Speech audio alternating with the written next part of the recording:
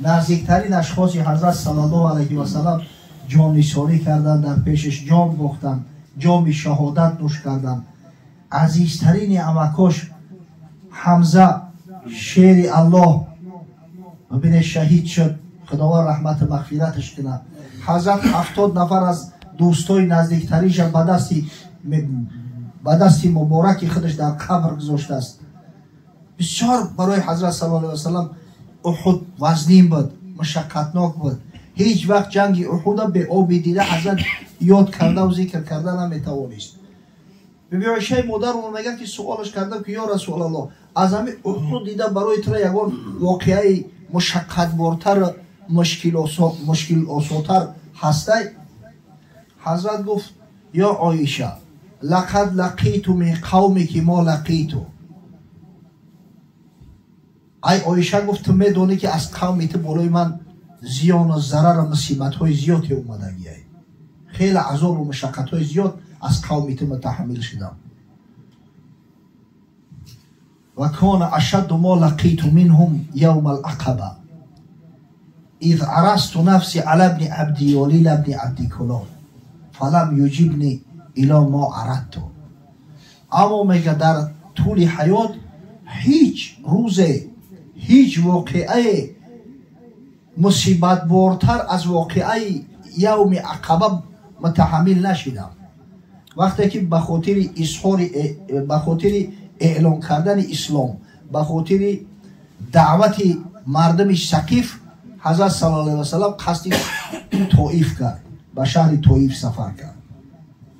اما میگه به طریق باید شاید نپذیرفتند.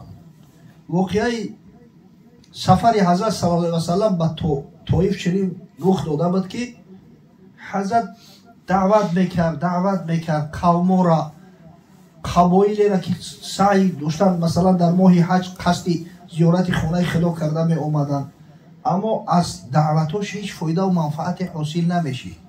به خاطر آنکه قریشی ها از بس که دشمنی و عداوت داشتن پشت حضرت میرفتند. کسی را که دعوت میکرد میگفت گپی را گوش نکنه، این کس یک مجنون های، نعوذ بالله، دیوانه های، این مسحور های، سحر شدگی های، ها در سحرش نغلطه. با دایم از خفاش که میگفتن برای همیش سخن دیگه تأثیر شگون میکرد. خاصتا همین ظلم تعدی شو بعد وفات ابو طالب امکش و بعد وفات مادرمون بیبی خدیجه رضی الله تعالی عنها 10 چندان و 100 چندان شد. کار دیگه وقتی کارد به استخوان رسید حضرت صلی الله علیه و سلم دیگه صبر و طاقت از دست داد. گفت از مکه دعوت کردن ایوب هیچ حاصل نمیشه و به نشانه اعراض از مکه مکرمه خارج شد. قصدش همین بود که به شهر طائف که دومین شهر کلانترین حجاز بود میروم و در اونجا دعوت میکنم مردم اگر اسلام قبول کردن انشالله یک سبوکی در کارمون میغلطه، کمک از جانب پروردگار برامون میرسه. اگه وقتی که قصد نیت طائف داشت دیده که هر کس کجای اگر قصد سفر کنه یگو نقشه که دوره، شب خونه فلانی ده خواب میکنم، تو یک کارم درست شدم فلان آدم کمک میکنه. یکی ای خالهای پیامبر صلی الله علیه و سلم در شهر طائف شوهر کرده بود، خواهر مادرش، و پسر خالش هم یک آدم معروف بود در طائف. نظر ابن حارث ابن کلده میگن پسر خاله رسول الله صلی الله علیه و سلم ایرا پدرش یکی از طبیبای معروف ثقیف و تمام عرب بود، بسیار ثروتمند بود. همه پسرچش از خوردیش برای تعلیم و آموختن دنیا را یاد گرفتن به شام فرستاده بود، به روم فرستاده بود، به فارس فرستاده بود که یاد بگیره، دنیا را ببینه، تعلیم بگیره. بسیار مشهور بود. علاقه طبوبت هم یاد گرفته بود. علاقه مردم علاقه کم کم طبوبت هم میکرده است. سمدار بود.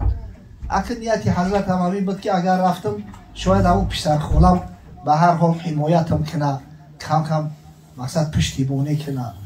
اما خدا ایرا لعنت کنه این نظر ابن حارثه که این بدبخت جای آن که دستگیری کنه و لااقل همتر روحن دستگیری کنه، بعضی حضرت صلی الله علیه و سلم دسیسه و حیله و نیرنگو را روبراه گذاشت قبولش نکرد.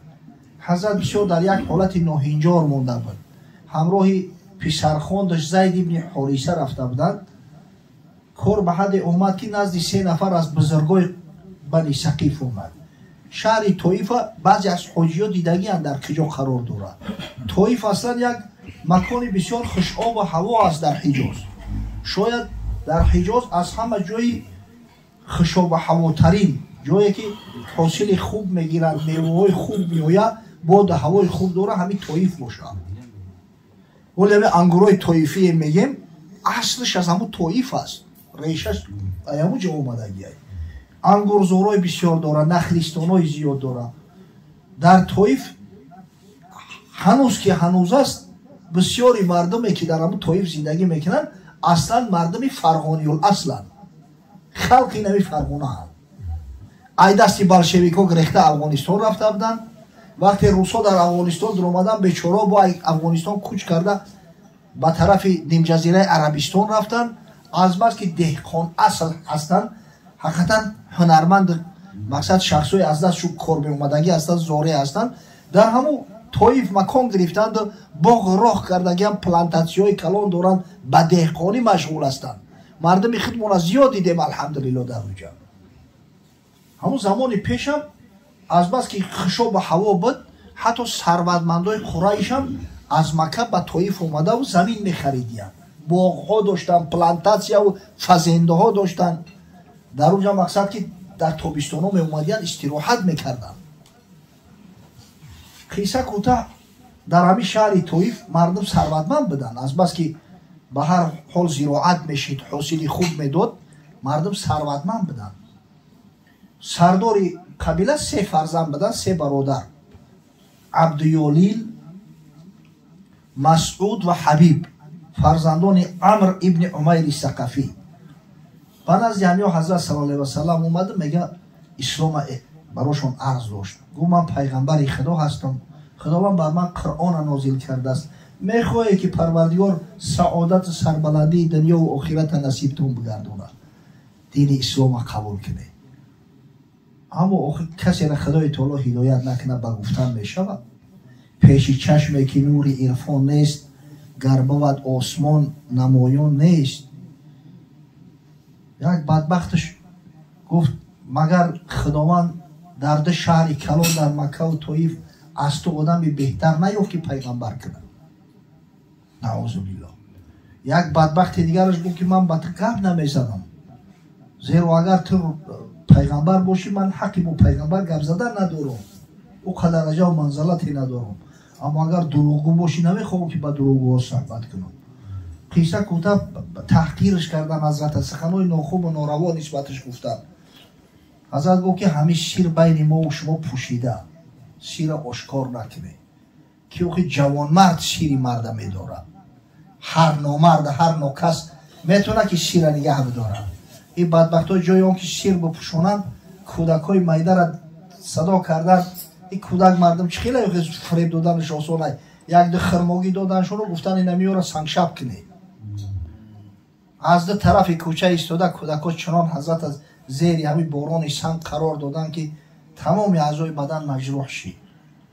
زید ابن حارثه خیچه سپری حضرت کرده بود، ای 7 جا سرش کفید دیگه، یک جای بدن آرام مقصد که سالم نمونده است، درست نیست. تا به حدی که حضرت میگه از وقتی که از طائف می برآمدن همراه زید ابن حارثه، همه قدمشون در بالای سنگ که میگذاشتن ایزی خونین در بالای سنگ می اومد. تا همین درجه رجع و ظلم. این کودک بدبخت میدهک چیکارش میکنی؟ عقل نداشته باشه بفهمه. ای همین دور سنگ شب کرده و ای قفاشون اومده است. یا آخر الامر دیگه حضرت جانش تنگی کرد، دیگه صبر طاقت از دست رفت. همونجا یک انگورزار بوده است، یک تاکزاری کلام بوده است.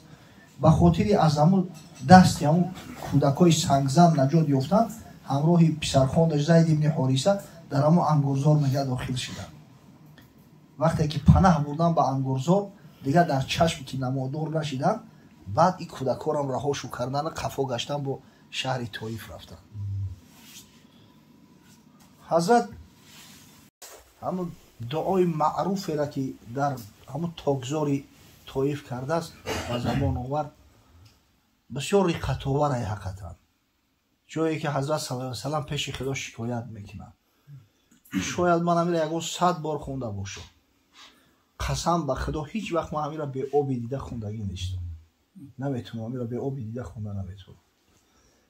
حضرت میگه گردنکش کج دست به دعا برداشت، گفت اللهم الیک اشکو، خدایا شکایت دارم، پروردگارا به تو شکایت دارم، ضعف قوتی و قیلت حیلتی و حوانی الی الناس. پروردگارا از همین بی‌قوتی، از ضعف قوت، از همین که از دستم هیچی کار نمیآید، از همین که این مردم بدبخت تمام به سوی تو میخوانم و اونا به نسبت من تحقیر توهین روا میبینن، خدایا به تو شکایت دارم. الی من تکلنی یا ارحم الراحمین. ای پروردگار بزرگ، تو مرا به کی میگذاری؟ به همین ظالما، به همین بدبختا، به همین کسایی که من به سوی هدایت میخوانم و اینا بالای من اینقدر ظلم و ستم روا میبینن. ای پروردگار ارحم الراحمین، من بنده تو هستم، احتیاج دارم که دستگیریم کنی، احتیاج دارم که در پهلوم جوان مردا را قایم بداری، احتیاج دارم که کسای قطع ملاقاتم کنن که به قدر نعمت برسن، شکرگزاری نعمت باشن، به قدر در نیکی جواب بتن، در مقابل نیکی بدی نکنن. خدای شکایت دارم. گفت بعدم حضرت گفت اما با وجود یمی پروردگارو، قسم به نام پاکت اگر من بدانم که تو از من راضی هستی، از من راضی هستی، تو نسبت من خشم نداری، اگر از این بلا و مصیبت های سختتر بیای به سر متحمل میشم، اگر پورم کنن متحمل میشم، صبر میکنم، طاقت میکنم. اما پروردگار آخی رحمتی تو انتها نداره، تمام جو کجادار از رحمتی تو بینیازه، به همه نعمتی تو و رحمتی تو میرسه. آخی من هم یک بنده عاجزی تو هستم، بگذار من پیغمبری تو هم، من حبیبی تو هم، من هم احتیاج دارم که خدایا دستگیریم کنی، کمکم کنی. وقتی حضرت میگه همین دعا را میکرد، صاحبای باغ ایدور تماشا میکردیم. قدرت خدای تعالی باغ منصوب به 2 نفر قریشی بوده است. عتبه و شیبه فرزندان ربیعه، اینا از قریش هستند. عتبه پدر هند خسر ابو سفیان است، بابای حضرت معاویه دل بگیم نگویم. انا شیبه برادر شای، همین باغ همینو بوده است. اگه برای استراحت دمگیری به همین باغ اومده بودن. همینو وقتی دیدن حال حضرت صلی الله علیه و سلم، اگر چند دشمنای سرسخت‌ترین بدن، مشرک بدن، جگرشون سوخت. یک غلام نصرانی داشتین با نام عداس. همه غلام گفتن که برای ایک انگور بچینه در یک طبق نزدش بر بگذار بخره که بسیار حالش رقت باره.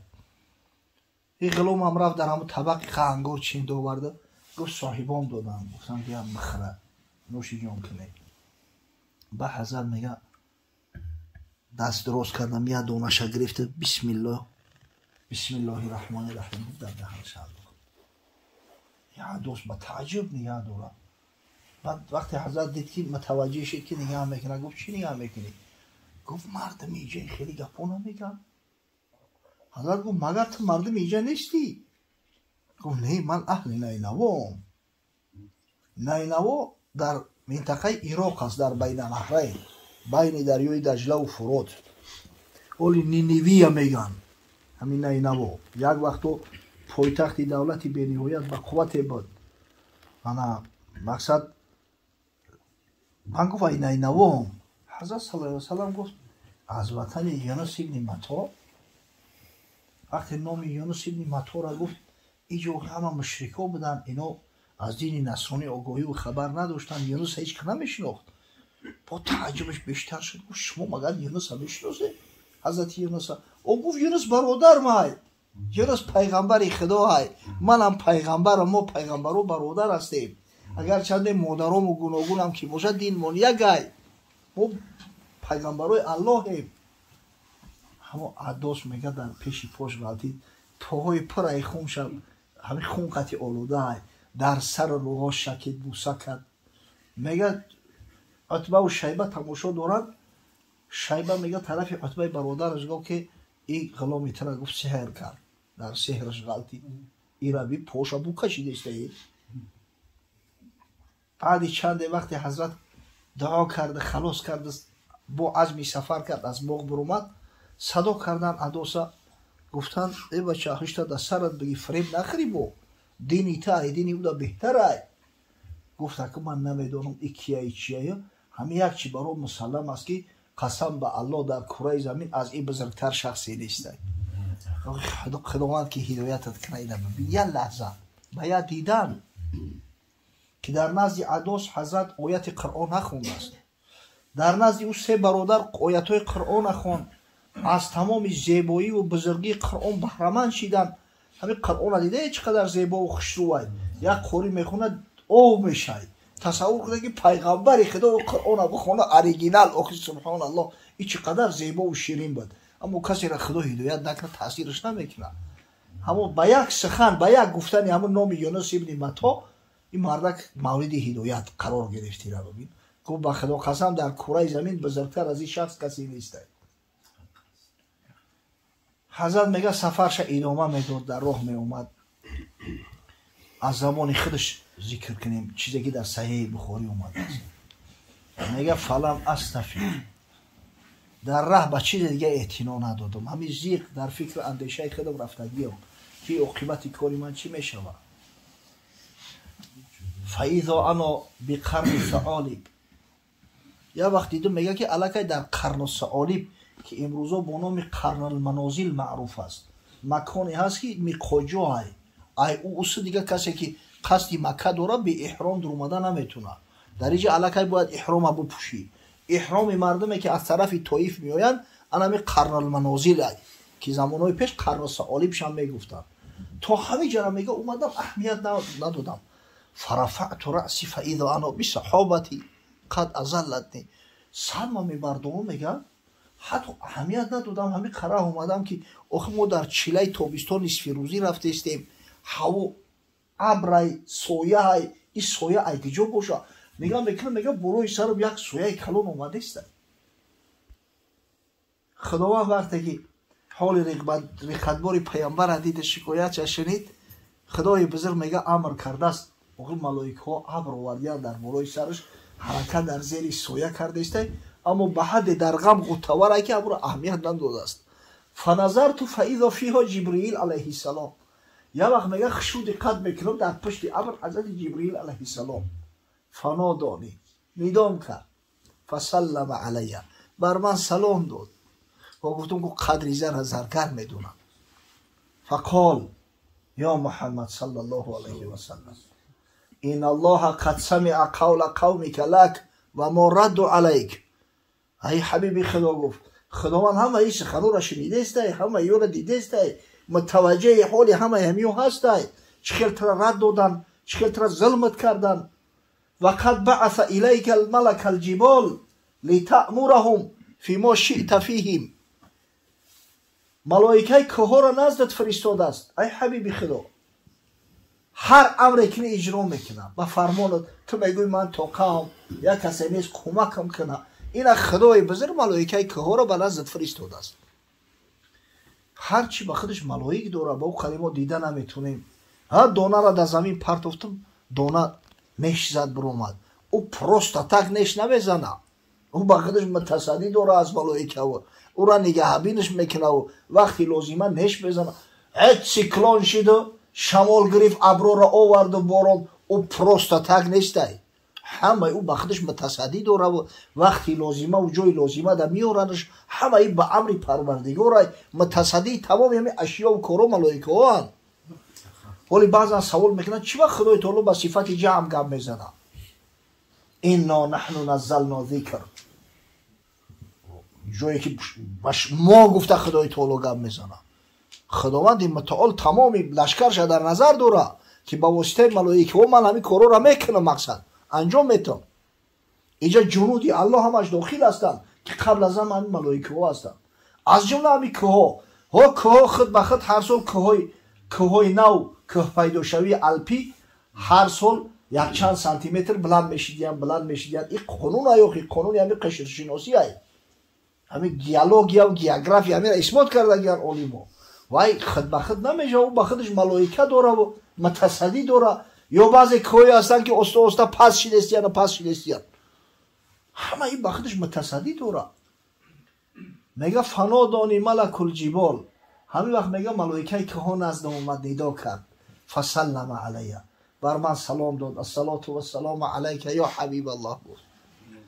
هم میگه فقال یا محمد صلی الله علیه و سلم ذالک فی ما شئت این شئت ان اطبق علیهم الاخشبین. های حبیب خدا گفت من در اختیار تو هم، برای تو اومدم، چی فرمان میتی؟ اگر بخواهی خود همین دکه را که ایده طرف احاطه شو کرده است بالای سرشو چپه میکنم، یگان نفرش زنده نمیمونه، همش نیست میشوه. حقیقتا دعای پیغمبر رو از بمب اتمی در خرابی آورده. در تاریخ اومده است هر بزرگی خدا وقتی دعا میکنه قوم ها نیست نابود میشوند، هیچ جای شک ندارم. همون طوفان نوح علیه السلام خود به خود نشید کو. وقتی که حضرت نوح به جانش رسوندن، حضرت پیش خدای تعالی شکایت کرد که خدای آخی یا گپی مرا گوش نمیکنن، اینا گوشاشو به دستاشو میجقن. گفت که نوح دعا که دعات اجابت میشوه. گفت ربی لا تذر علی الارض من الکافرین دیارا، خدایا در روی زمین از این کافرها تخمش نمان. انک ان تذرهم یضل عبادک ولا یلد الا فاجرا کفارا، زیرا اگر ایو را باقی بگذاری مثل خچون با کافر بچه میزوین، با بنده های تر گمراه میکنن. همون دعا کردن همون بده، طوفان برخواستن و نیست شدن مردم همون بود. سبحان الله.